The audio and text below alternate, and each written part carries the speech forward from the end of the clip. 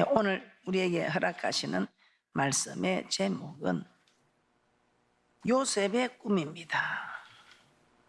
성경에는 꿈에 대한 이야기가 자주 나옵니다. 그 중에서도 오늘은 요셉의 꿈에 대해서 알아보도록 하겠습니다. 자, 첫 번째, 우리 하나님은 요셉에게 꿈을 주셨습니다. 자, 요셉에게 꿈을 주신 하나님, 이 말씀을 가지고 우리는 깨닫게 되는 축복이 있을 줄 믿습니다. 요셉은 4명의 아내 중에 가장 사랑하는 라헬의 자녀입니다. 라헬의 아들로 12아들 중에 11번째로 태어났습니다. 야곱은 이 요셉을 다른 자들보다 특히 사랑했습니다. 그래서 채색 옷을 지어 입혔고, 아버지가 특히 사랑하는 까닭에 형들의 미움을 받았습니다. 창세기 37장 3절에서 4절 말씀을 한번 보도록 하겠습니다. 창세기 37장 3절에서 4절 말씀입니다. 요셉은 노년에 얻은 아들이므로 이스라엘이 여러 아들보다 그를 깊이 사랑하여 위하여 채색 옷을 지었더니 그 형들이 아비가 형제들보다 그를 사랑함을 보고 그를 미워하여 그에게 은사가 불평하였더라. 그러는 중에 어느 날 요셉이 한 꿈을 꿉니다. 그리고 꿈에 요셉과 형제들이 밭에서 곡식을 먹는데 요셉의 단은 일어나고 그 형제들의 단은 요셉의 단을 둘러서 절하였다고 말합니다. 창세기 37장 6절에서 7절 말씀입니다. 창세기 37장 6절에서 7절 말씀입니다. 요셉이 그들에게 이르되 청컨대 나의 꿈을 들으시오. 우리가 밭에서 곡식을 먹더니 내 단은 일어서고 당신들의 단은 내 단을 둘러서서 절하더이다. 그리고 며칠 후에 요셉이 다시 꿈을 꾸게 됩니다. 해와 달과 11별이 자신에게 절을 하였다고 합니다. 창세기 37장 9절입니다. 창세기 37장 9절 말씀입니다. 요셉이 다시 꿈을 꾸고 그 형들에게 고하여 가로되 내가 또 꿈을 꾼적 해와 달과 11별이 내게 절하더이다 아니라. 요셉이 꾼 꿈은 하나님께서 장차 요셉을 애굽의 총리로 세우고 야곱과 그의 형제들을 구하실 것을 보여주신 것입니다. 즉 요셉을 향한 하나님의 계획을 꿈으로 보여주신 것입니다. 이렇게 하나님은 벌써 요셉을 어떻게 사용하실지 계획하셨고 그 계획대로 하나님은 요셉을 인도해 가신 것입니다. 성경의 인물에 하나님이 계획하심을 따라 부르는 인물들이 기록되어 있습니다. 우리의 믿음의 조상 아브라함을 부를 때도 하나님께서는 거기에 먼저 앞으로 아브라함을 어떻게 쓰실지 말씀해 주셨습니다. 창세기 12장 1절에서 3절 말씀을 한번 보겠습니다. 여호와께서 아브라함에게 이르시되 너는 너의 본토 친척 아비 집을 떠나 내가 내게 지시할 땅으로 가라. 내가 너로 큰 민족을 이루고 내게 복을 주어 내 이름을 장대케 하리니 너는 복의 근원이 될지라. 너를 축복하는 자에게는 내가 복을 내리고 너를 저주하는 자에게는 내가 저주하리니 땅의 모든 족속이 너를 인하여 복을 얻을 것이니라 하시니라. 하나님은 아브라함을 장차 복의 근원이 되게 하시려는 꿈과 계획을 가지고 계셨습니다. 그리고 그 계획을 이루시기 위해서 하나님은 아브라함을 부르시고 인도해 가셨던 것입니다. 베드로는 어떻습니까? 누가복음 5장 10절입니다. 베드로는 우리 하나님께서 베드로를 제자로 부르실 때 예수님 베드로에게 이제 이후로는 사람 낚는 사람이 되라고 하십니다. 누가복음 5장 10절입니다. 세베대의 아들로서 시몬의 동업자인 야고보와 요한도 놀랐습니다. 예수께서 시몬에게 일러 가라사대 무서워 말라. 이제 후로는 내가 사람을 취하리라 하시니. 예수님은 베드로를 찾아와서 밤새도록 낚아도 아무 소득이 없는 베드로에게 깊은 데로 가서 그물을 내리라고 했을 때 이 베드로 밤새도록 고기를 잡아서 잡힌 것이 없었지만 말씀에 의지하여 그물을 던졌을 때에 참으로 동무배까지 불러야 할 정도의 많은 고기가 잡혔던 것입니다. 이 일로 인해서 선생이 하던 베드로는 주여 저는 죄인이로소이다. 그러나 우리 주님께서 이 일을 계기로 고기 잡는 어부가 사람을 낚는 사람으로 이렇게 취할 것을 말씀하여 주셨던 것입니다. 우리는 지난 시간에도 우리 하나님께서 맡긴 직분에 대해서 알아보았습니다.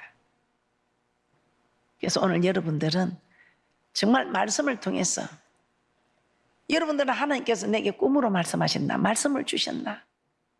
깨닫게 하셨나? 직접 찾아오셨나? 은혜를 주셨나?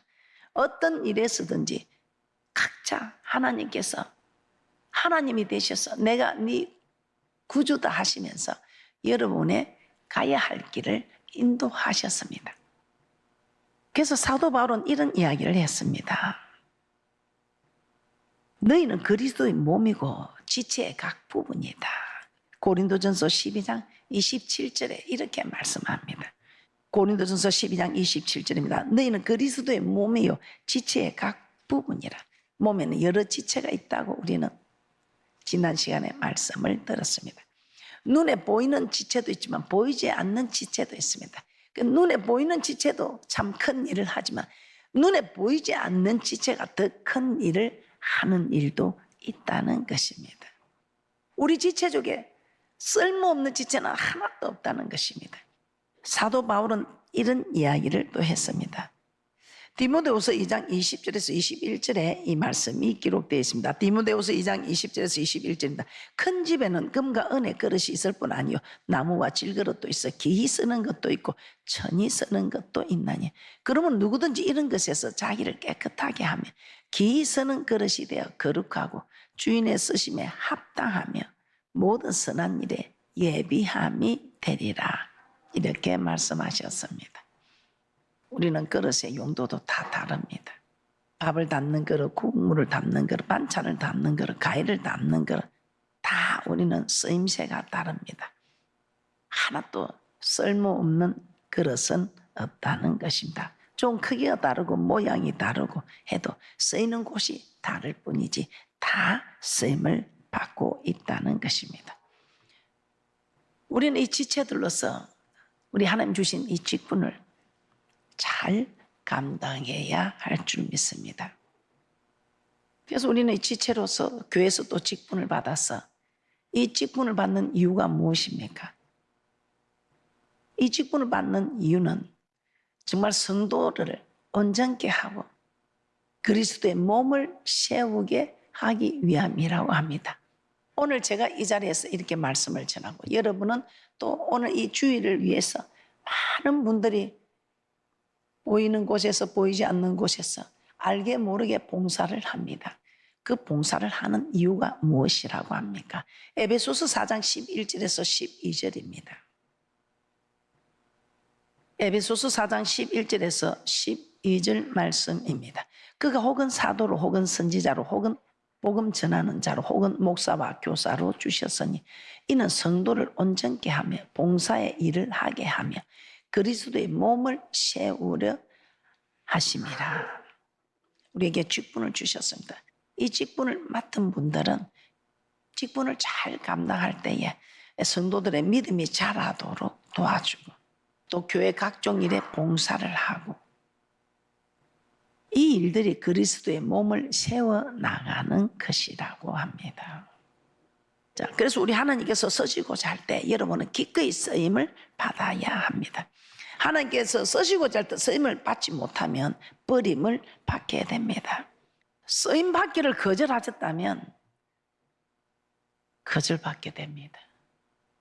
버림받게 됩니다. 이제부터는 여러분 정말 말씀을 제대로 깨달으셨다면 교회에서 요구할 때에, 주의 종이 요구할 때에, 성도님들 중에도 요구할 때에 여러분이 감당할 수 없는 거 요구하면 안 되죠. 그래도 내가 조금만 힘을 쓰면 감당할 수 있다 싶을 때는 여러분들은 그 요구에 응해야 버림을 받지 않습니다. 여러분은 어떻습니까? 이제부터는 어떤 일이 있어도 교회가 이렇다 저렇다 말하면 여러분들이 거절할 형편이 안 되면 응답하시기 바랍니다. 다윗은 성전 건축을 위해서 자신의 모든 재물을 다 모아서 주님께 드립니다. 그때 그 고백이 참 대단합니다.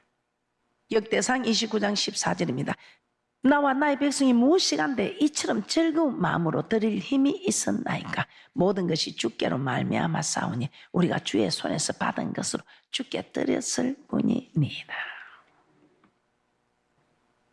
지금 내가 가지고 있는 직장, 사업장, 시간, 건강, 물질, 내 목숨까지도 하나님께서 다 주신 것이다. 내 것이 하나도 없습니다. 하나님께서 주신 것을 하나님께서 쓰시고자 할 때 드리는 것, 잘하는 것이 아니라 마땅한 일이라는 것입니다. 그래서 우리는 늘 기도를 하고 해도 아니 주실지라도 원망하지 않겠다는 이는 고백의 사람들이 되면 참 좋겠습니다. 저도 듣고 보기에 좋은데 우리 하나님께서 보시기에 좋지 않겠습니까? 우리가 가진 것 다 주님 것입니다. 주님께서 주신 것이기 때문에 다윗처럼 주님께서 내게 주신 것 주님께 드린 것뿐입니다. 마땅한 일이라고 고백하는 믿음의 고백들이 되시기를 주님의 이름으로 축복합니다. 하나님은 요셉을 통해서 요셉을 어떻게 사용할지를 보여주셨습니다. 우리에게도 분명한 계획이 있습니다. 나를 통해 일하실 것이 분명히 있다는 것입니다. 우리에게 허락한 직분, 교회를 통해서 받은 것 같지만 하나님께서 주신 것입니다. 그래서 직분을 잘 감당하셔서 직분을 잘 감당하지 못하여 버림받는 일이 없도록 잘 감당하는 분들이 되시기를 주님의 이름으로 축복합니다. 요셉의 꿈은 무엇인가? 요셉의 꿈에 대해서 한번 살펴보도록 하겠습니다. 여러분은 어떤 꿈을 꾸고 있습니까? 요셉은 어떤 꿈을 꾸었을까요? 여러분도 요셉처럼 꿈이 있다면 요셉은 그 꿈 때문에 형들의 시기를 받아서 팔려가고 보디발의 집에서 종살이를 했습니다. 그뿐입니까? 그 보디발의 유혹을 물리치고 정말 하나님의 말씀대로 살았는데 그는 감옥에 가고 말았습니다. 나주 하나님이 테스트하는 일에 이 요셉은 그 꿈을 꾸고 꿈을 바라봤기 때문에 요셉은 모든 것을 견딜 수 있었고 애굽의 총리까지 되고 자기를 버린 그 형제들을 다시 인도하여 저 천국의 꿈을 함께 꾸게 했던 것입니다. 오늘 요셉의 꿈이 무엇인지 한번 보겠습니다. 여러분도 이 꿈이 있다면 어떤 어려움도 참고 견딜 수 있습니다. 그러나 요셉처럼 이 꿈이 없다면 여러분들은 힘들고 어려울 때 좌절하고 낙담하여 주님을 버리게 될 것입니다. 두 번째, 요셉의 꿈에 대해서 살펴보겠습니다. 요셉은 하나님의 꿈을 주셨지만 그 꿈이 무엇을 뜻하는지는 전혀 몰랐습니다. 오히려 꿈 때문에 시기를 받고 애굽의 종으로 팔려가게 되는, 그러나 요셉은 그 꿈을 가졌기 때문에 좌절하지 않고 마침내 애굽의 총리까지 되면서 부를 것이 없이 살았습니다. 그런데 이 요셉은 부를 것이 잘 살았습니다. 그런데 요셉이 죽을 때에 이스라엘 자손들에게 부탁하는 것이 있습니다. 하나님께서 앞으로 이스라엘 백성을 애굽에서 가나안을 인도하실 때에 꼭 자기 해골을 메고 올라가도록 맹세하도록 하였습니다. 창세기 50장 25절 말씀입니다. 창세기 50장 25절입니다. 요셉이 또 이스라엘 자손에게 명세시켜 이르기를 하나님의 정령 너희를 권고하시리니 너희는 여기서 내 해골을 메고 올라가겠다 하라 하였더라. 요셉은 자신의 육체를 애굽 땅에 두지 말고 가나안 땅에 가져가라고 한 것입니다. 이에 이스라엘 백성들이 애굽에서 나올 때 요셉의 유언대로 모세는 요셉의 해골을 취하였다고 합니다. 출애굽기 13장 18절에서 19절입니다. 출애굽기 13장 18절에서 19절입니다. 그러므로 하나님의 홍해의 강야길로 돌려 백성을 인도하시며 이스라엘 자손이 애굽 땅에서 항우를 지어 나올 때에 모세가 요셉의 해골을 취하였으니 이는 요셉이 이스라엘 자손으로 단단히 맹세케 하여 이르기를 하나님 필년 너희를 권고하시리니 너희는 나의 해골을 여기서 가지고 나가라 하였음이었더라. 이스라엘 백성들은 요셉에게 맹세한 대로 그들이 애굽에서 나갈 때에 가나안으로 요셉의 해골을 가지고 나갔던 것입니다. 이 가나안 땅은 성경에서는 천국을 의미하는 것입니다. 요셉은 비록 애굽에서 총리로 부와 명예를 얻고 부족함이 없이 살고 있었지만 그의 꿈은 항상 하늘에 두고 있었다는 것을 알 수 있습니다. 세상에서 화려하게 살고 있었지만 그의 꿈은 천국에 가는 것이었다 이 말입니다. 요셉의 천국에 들어가는 것이 꿈이었기에 보디발 아내의 유혹도 물리칠 수 있었고 자기들을 판 형제들을 용서할 수도 있었던 것입니다. 세상에 소망을 두고 살았다면 보디발 아내를 유혹을 왜 합니까? 그 유혹을 받아들이지. 세상에 소망을 가졌다면 그 형제들을 용서합니까? 아니, 복수를 해야지요. 그런데 이 땅에 욕심이 있는 분들은 용서도 하지 않고 유혹도 물리치지 않습니다. 그런데 이 땅에 욕심이 있고 한 일이 아니고 이 땅의 꿈이 아니고 저 맹세한 땅 천국에 들어가는 이 꿈을 붙잡고 있기 때문에 그 행들에게 복수도 하지 않고 그 보디발의 유혹에 넘어가지도 않고 자기 자신을 지킬 수 있었던 것입니다. 다윗도 마찬가지입니다. 다윗이 사울만 죽여버리면 왕이 됩니다. 이 땅의 일만 바라본다면 다윗은 사울을 죽여버립니다. 그 나라를 구해줬는데 10년 동안 쫓겨다니면서 이미 하나님이 기름을 다윗에게 부어주었습니다. 사울만 죽여버리면 그는 왕이 된다 이 말이에요. 이 땅의 일을 바라봤다면 자기는 이 땅의 왕인데 왕이 될 수 있는데 그렇게 했을 것입니다. 그런데 다윗은 이 땅에 꿈을 두지 않고 저 맹세한 땅, 가나안 땅, 저 천국에 꿈을 꾸고 있기 때문에 죽일 수 있는 기회를 2번이나 주었지만 사울을 죽이지 않고 하나님의 말씀에 선지자를 상하게 하지 말라는 하나님의 말씀에 기름 부은 자를 상하게 하지 말라는 하나님 말씀 때문에 죽일 기회가 와도 죽이지 않고 그렇게 고통을 당하고 쫓겨다녔던 것입니다. 이 땅의 왕이 되는 것이 꿈이었다면 다윗은 사울을 처리할 수밖에 없습니다. 우리아의 아내를 취하고 우리아의 아내 밧세바를 간음하고 죄의식도 없었을 것입니다. 그런데 다윗은 이 땅의 꿈이 아니고 저 천국의 꿈이었습니다. 그래서 이 땅에 일어난 일이지만 하나님의 뜻대로 살지 못했기 때문에 애통해하고 눈물을 흘리며 회개하였습니다. 그리고는 다시는 그와 같은 죄를 범하지 아니하였던 것입니다. 이처럼 천국의 꿈을 둔 사람들은 말씀대로 살아갑니다. 행여나 죄를 범했더라도 애통해하며 회개하고 다시는 같은 죄를 짓지 않으려고 합니다. 오늘 여러분들도 정말 여러분이 바라는 것이 이 땅이 아니고 천국인 것을 여러분의 신앙은 어떻습니까? 천국의 목표를 두고 있습니까? 여러분 이 땅에서 잘 되고 잘 사는 것을 꿈꾸며 살았다면 교회 생활하면서 조금 마음이 상하면 떠납니다. 그리고 응답이 빨리 되지 않으면 좌절하고 주저앉습니다.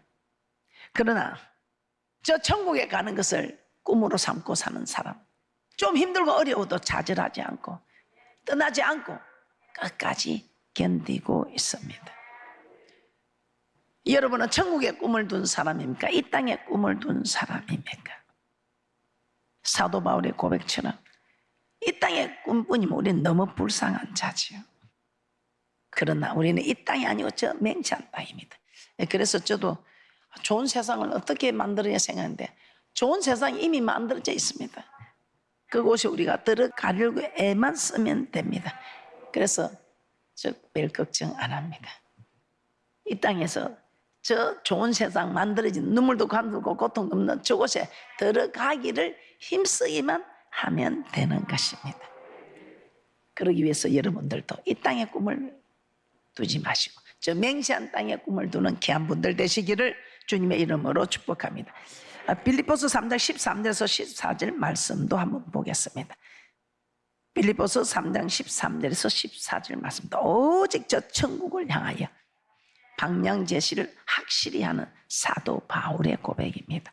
빌립보서 3장 13절에서 14절입니다. 형제들아 나는 아직 내가 잡은 줄로 여기지 아니하고 오직 한 일 즉 뒤에 있는 것은 잊어버리고 앞에 있는 것을 잡으리고 표대를 향하여 그리스도 예수 안에서 하나님이 위에서 부르신 부름의 상을 위하여 쫓아가노라. 천국을 바라보며 살아간다 이 말입니다. 그래서 복음을 전하면서 받는 고난과 고통을 잘 감당할 수 있다는 것입니다. 세상에서 잘 되고 복받고 상 받기를 바랐다면 계속되는 고난을 견디지 못하였을 겁니다. 대마처럼 중간에 세상을 사랑하여 떠났겠지.